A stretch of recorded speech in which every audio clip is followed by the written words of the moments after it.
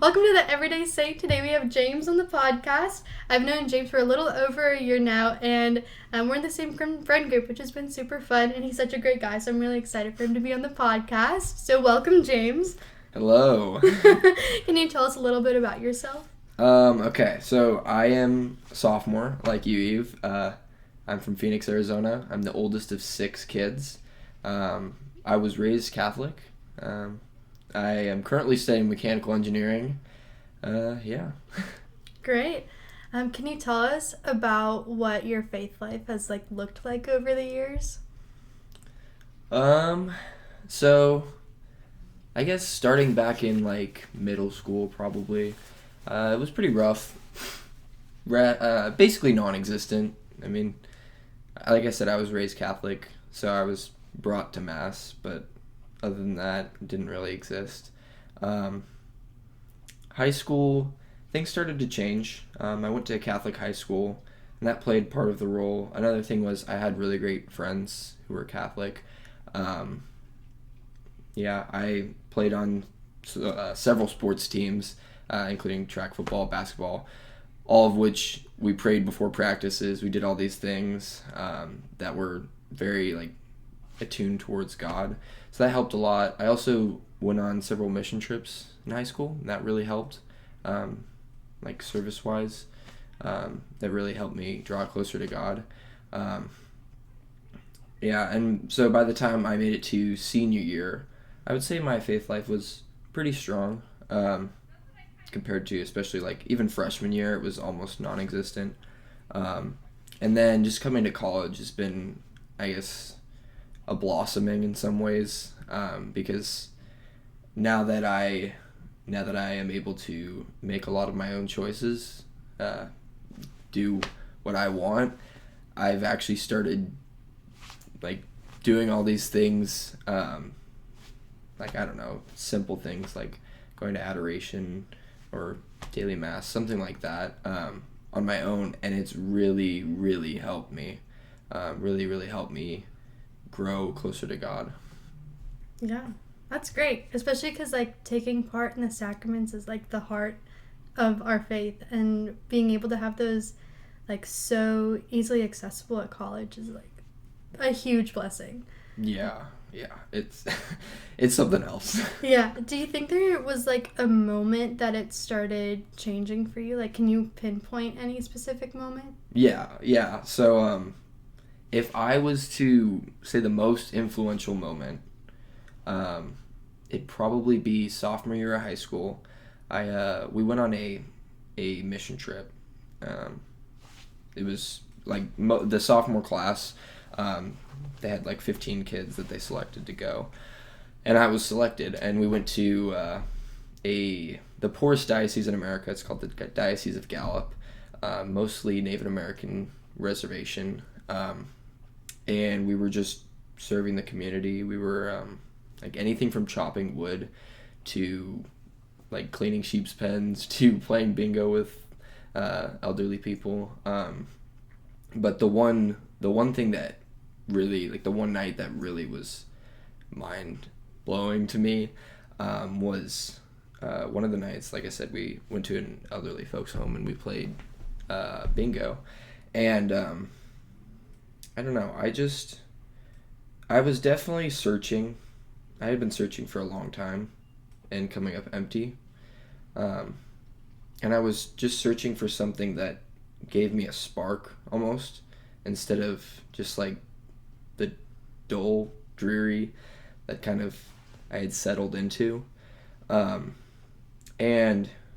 were at this home, and there were so many people there. You could tell had lived rough lives. I mean, definitely workers for most of their lives. So many of them just really were not even able to focus at all. Just clearly on the downhill. And I was helping this elderly lady. We were playing bingo, and I was helping this elderly lady, and she had no idea what was going on. No clue. I was directing her hand to the numbers.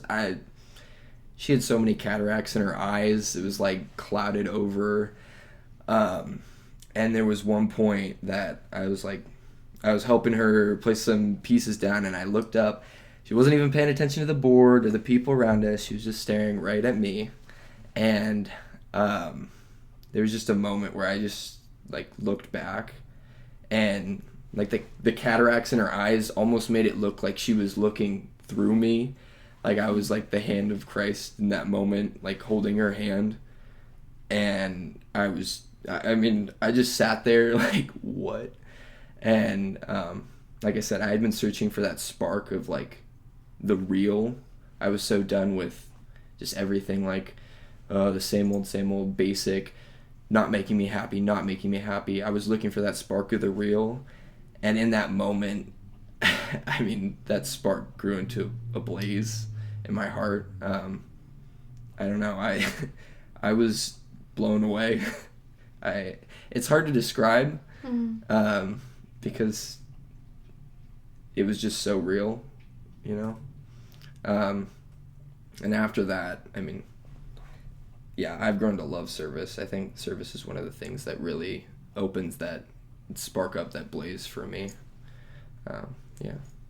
Yeah, that's incredible. Like I really like that story, and I think so many people in their faith can pinpoint a moment where like someone said something or something like spoke to their heart so deeply, like that it was clearly God. Like there was like that was God inviting you to a relationship with him, and like consoling that part of your heart that was so deeply and so like longing for something greater than what you had at the time. And like we each have that desire to like look for something greater, and it's incredible you had that at like such a young age, like knowing that you wanted something greater, and then God was like, okay, here's like I see that within you, and like here's that invitation. I also do think it is a little bit of a mistake to think like, oh, there's only one moment that matters, right? Especially like, I don't know, I thought that for the longest time. Like, you know, conversion story, like conversion is a process. It's not a moment. It's a war waged over years. It's not a second. So yeah, I don't know. No, I agree with what you're saying. I didn't mean it. No, way, I was just adding on. I agree with everything you said. Yeah, because I know for me, my junior year of high school, I went on a retreat, and that was like my like invitation, like my moment of being like, wow, like God really does love me, and then wanting to continue on in my faith. But then after that, like I had, you know, started delving deeply into my faith, and because I had a moment of like an emotion, like that was what sparked it. I thought that the rest of my faith had to be built on that same emotion. It's like, oh, if I don't have that feeling, like this, like I'm not actively like working on my faith. And it took me a long time to realize like that conversion, like that was the spark of it, but that's not where it ends, and you have to keep going to facilitate and like get to know God, because that's what it's about. It's not a moment of God reaching out to you. It's a moment of like accepting that invitation every single moment. It's exactly like falling in love. You have that instant first spark of like, whoa, like who is this person I just met? What, like I'm so interested in, like they make me feel happy just being around them. But like the years after just working so hard to like love this person, treat them well or whatever, is like, it's the same thing. Like you have that initial just instant spark, like whoa, but then afterwards it's also a lot of work. Just like, I guess, like a good comparison. Yeah, after you had that experience, did you come back from that mission trip, and like did something change in your life at all, like in that moment, or did it take you a long time to kind of put two and two together? So, well, I think some things did change. I definitely, so one of the things that really started happening for me is I started going to confession. So I went to a Catholic high school, and they offered confession at lunch, which was amazing. Yeah.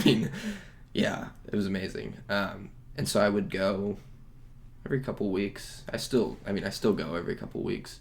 And that was really good for me, because one of the things that have found that I value so much is like self-reflection. I don't think you can really live an authentically Catholic life without self-reflection. And so like I started going to confession. I started actually like thinking about like what am I doing with my life? What like who am I? Um, where do I want to go? Who's the person I want to be? Um, and it took like I said, even senior year I was definitely still struggling a lot. But it I guess it was like the first step, and it kind of was the first step in the right direction. So even when I would slide back down the hill, I still knew which direction the hill was, because I had that moment, that experience, um, and that was like what I had been searching for before that, I guess. So yeah. Yeah, what does the self-reflection for you look like? Like, how do you go about doing that? Because I've read a lot about self-reflection. It's like you have to be like, obviously it's like critical to do, but you also have to be careful to like not look under the rocks of your life like without God in that moment, because then it's like it can spiral into this thing, and like, you know, you're looking into something that's almost not there in a way, or it's like getting twisted in a way if you don't do that with God. So how do you go about doing that? Yeah, I think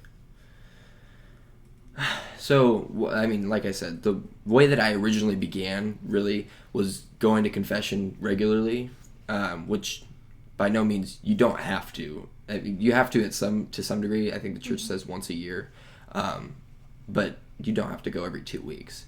But I started kind of doing that at least once or twice a month, because just reflecting on like how has this last 2 weeks, how has this last 3 weeks, whatever, how has it been for me? Have I been orienting myself towards God? That was kind of like my first initial takes at self-reflection. I think so. I haven't looked much like into it, I guess. Sure. I just I try to I guess so.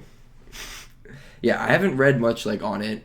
I want to say like self-reflection requires self-reflection on yourself. Even though that doesn't make any sense. Like, I am not the kind of person to spiral out of control when I'm thinking about my own faults. So I think it's less risky, I guess, for me, like you were saying. I don't know. I usually try to start just thinking like, all right, if I was someone else in my own life, how would I view myself, and like B, what would I think that I would have to change if I was someone else in my life, like maybe someone that I don't know, someone I had a fight with, or someone even just like that I'm really good friends with that I talk to all the time. Trying to like step outside of myself and view myself as like someone else. Maybe try to step outside of our emotions about like specific events, and really be able to like think about like, well, what did I do? What do I need to work on? Yeah. I mean, I almost always do this in silent adoration or like waiting for confession. So yeah, it's in the presence of God, which I think is extremely important, because if you're not, while you can step outside of yourself and say, oh, like this is what I would see of myself, you still need a goal that you're orienting towards.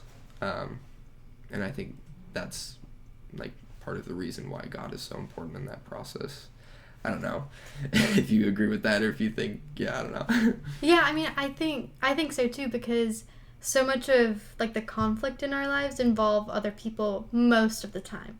Yeah. And if you're looking at this situation only from your perspective, you're not going to reach a place of understanding or resolution with somebody else, because you're so focused on like, well, this is how I'm feeling, and if they don't feel sorry for how I'm feeling, like then that like walk away from the situation. Like that's what you're going to do, and you're not going to like forgive and move on from that situation. So you need to reflect on like, okay, how did I also mess up in this situation? Because there's no way that like most of the time there's no way that in a situation you're not at all at fault for something that happened. So it's important to like look on that with God, because God's going to provide you, even if you don't understand what that person's going through, he's going to provide you some sort of understanding of like, there's something I don't know. Yeah. And there's like a reason that something's happening in this situation, and I can't understand that, and that's okay, because I have to still forgive and love this person anyways. Yeah.